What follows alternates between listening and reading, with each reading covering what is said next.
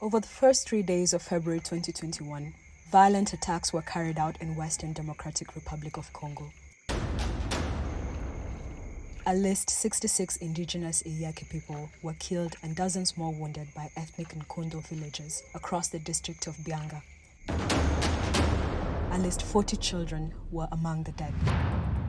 The attackers burned more than 1,000 houses, as well as schools, churches, and health centers in 8 villages. The silence surrounding these massacres and absence of accountability highlight the long-standing abuse and discrimination suffered by indigenous people in Congo.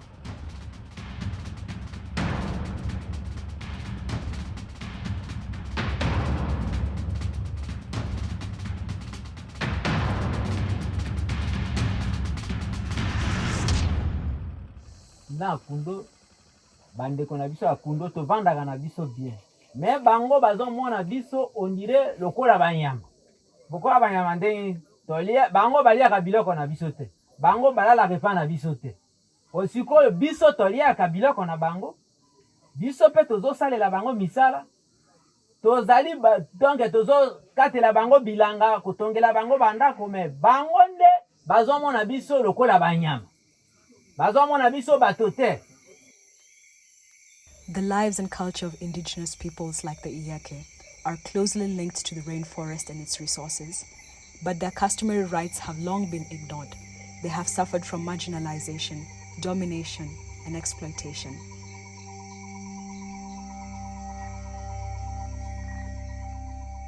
Ngai na ebakise kuzalaki na zamba na ngai na mama na mwasi na ngai.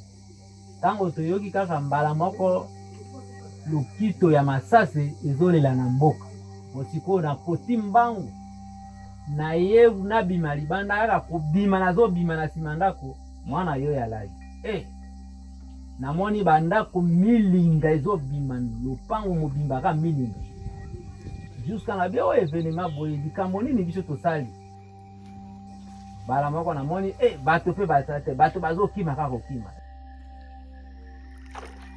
1 year on, 2 people were tried and acquitted.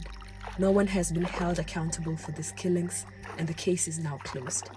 But there's been no investigation on the ground. Provincial and local politicians have allegedly interfered with the inquiry, attempting to delay or shut it down. Tango mwana azima sase na kuti mwana lali azima sase na mokongo pe na zwi mwana afungie mwana kufi na bitumba oyo toyebaki tina te bongo lisusu bato oyo leta po azwa ordre ke akanga bato oyo abotola bango pe mindoki wana kimia ekoti gouvernement batongela pe biso bandako po tozonga ndenge tozalaki.